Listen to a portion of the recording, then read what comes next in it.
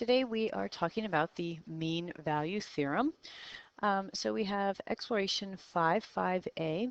Additionally, you are going to want a ruler. So I have a ruler up on my screen and you are going to want a ruler. So if you don't have one, you might want to pause the video and find something or fold a piece of paper in half so you can use that as your straight edge.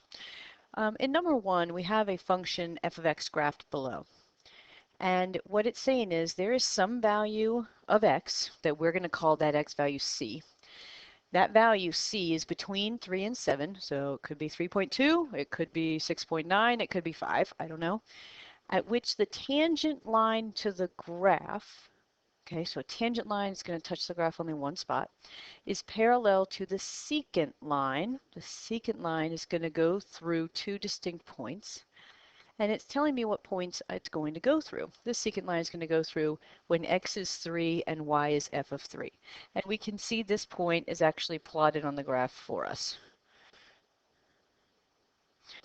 Now, we also have a point 7, comma f of 7, and we can see that point is also graphed as a point for us.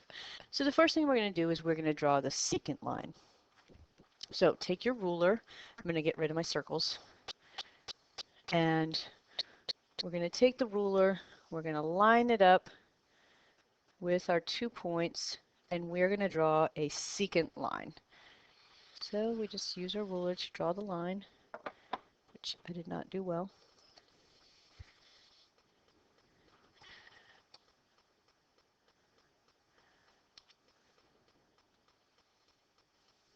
Sorry, there we go, it's a little bit better. So now I have a secant line.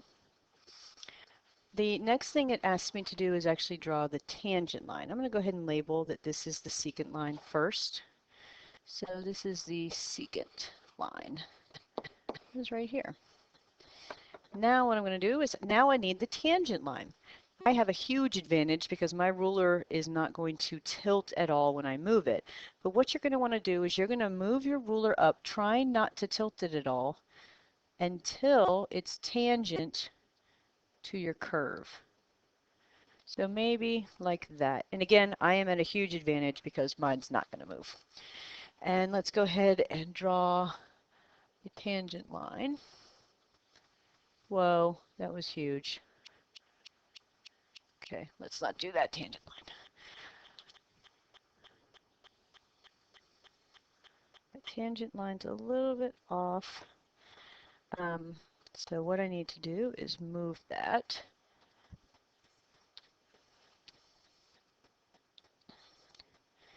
And I want to move it down a little bit. I think I've tweaked two sides. Okay, so we have a tangent line drawn. I'm going to label that one as well. This is my tangent. So I'm trying to estimate, well, what's the c value? The c value is the x value where the tangent line touches the curve. So it looks like it touches about right here. Again, I'm estimating that. So if I drop that down, this is my c, is the x value where that happens. And we need to estimate what we think that is. Now on my graph that I have here, I would say 5.5, 5.6. I didn't draw a very straight line. So maybe 5.5. And again, yours could be a little bit different because that is an estimate from our tangent. Now we have a question, is the function differentiable? Okay, so I'm ignoring the lines for the moment, and I'm just looking at my curve. Is my curve differentiable between 3 and 7? And it's smooth, I don't have any cusps, and it's continuous. So this is actually differentiable, and that's because we have no cusps, no corners. And is the function continuous? It is. I can draw it without picking up my pencil between the x values of 3 and 7. What I'd like you to do now is I'd like for you to try to do number 2. So go ahead, get your ruler, pause the video, and try number 2, please. So for number 2, I have, I thought my tangent lines were at C is approximately 2.1 and C is approximately 5.7. Is it differentiable? Yes, there's no cusp. And is it continuous? Yes, I can draw it without picking up my pencil. Now, if you were good with that problem, go ahead and move on to number 3, which means you're going to fast forward through my explanation. So if I'm going to draw my tangent line, I'm lined up my ruler already so that I can draw my tangent line in. And I'm touching these 2 points, which I did a bad job again. Now what I want to do is tweak this down a little bit.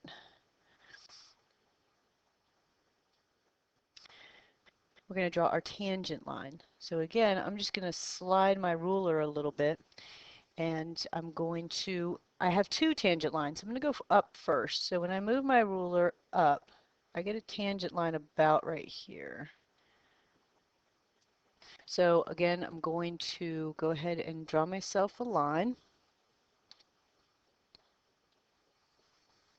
And there's my tangent line. Now, I can also slide my ruler down. And when I slide my ruler down, I'm going to have a tangent line below as well. If I can move my ruler. So my tangent line is also down here somewhere. So there we have a secant line, which I'm going to label secant. My secant's the one in the middle, and then I have my 2 tangents, one above and one below. And then I just look for the x values. And one x value looks about to be right here. So that's my first C, and I'd estimate that as 2.1. Again, yours may not be that. And I have another one about right here, and that's my second C. And that looks like it's going to be about, I said 5.7. So those are my 2 values where that happens. Moving on to number 3. Now in number 3, we have a function graph below, and we're trying to draw the secant line between when x is 1 and when x is 5. So just line up your ruler, and we're going to make our tangent line.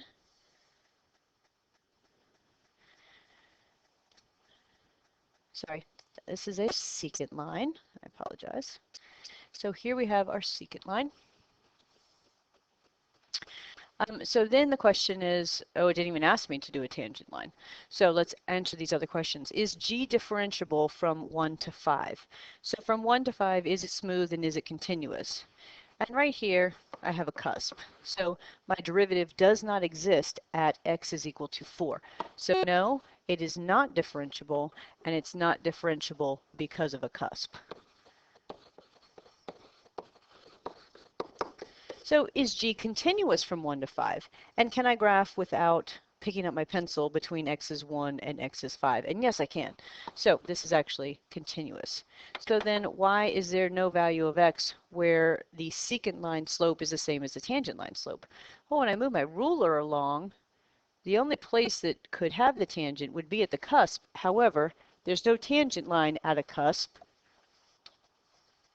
So because of this cusp, you can look at it as there's no tangent line at the cusp, or you can look at it as there's infinitely many tangent lines at the cusp. But regardless, we cannot find a tangent line at a cusp. So the cusp is causing the problem. So let's move on to number 4. And what I'd like you to do is actually, I want you to try to do number 4. So go ahead and pause the video, and then when you put it back on again, I will have the entire solution up. So go ahead and pause the video. Here is the solution to number 4. So if you have any questions on that, I will go ahead and pause the video now so that you can try and figure those out. Moving on, we are now on the back, exploration 5.5a, the mean value theorem. Looking at number 5. So we have another function, and we have h graphed below, and we're doing the same thing. So we're going to start by drawing the secant line.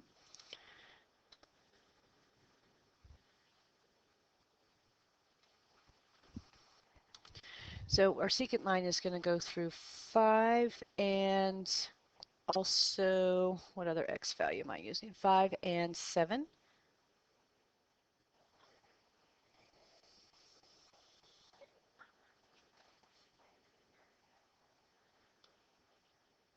So here we go, lining up our ruler. Go ahead and draw in my my secant line. So here's my secant line.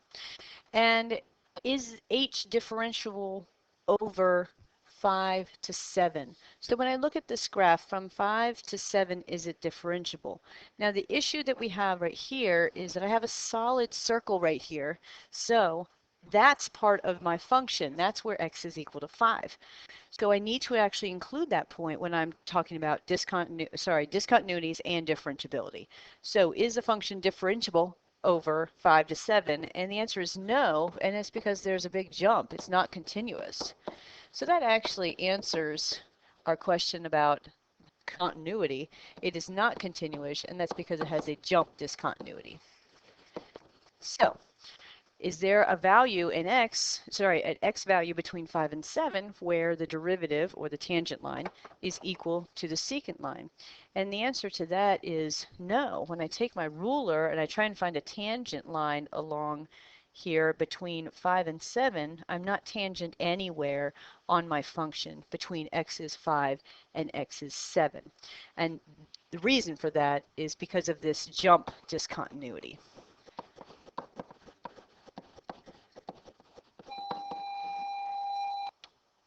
Okay, for number 6, I would like for you to try number 6. And so go ahead and pause the video now and then play when you are finished to check your answer. Okay, so here is the solution to number 6. Someone is banging on the wall, so I apologize. Here's the solution number 6. If you did not get that correct, pause the video and figure out what was wrong.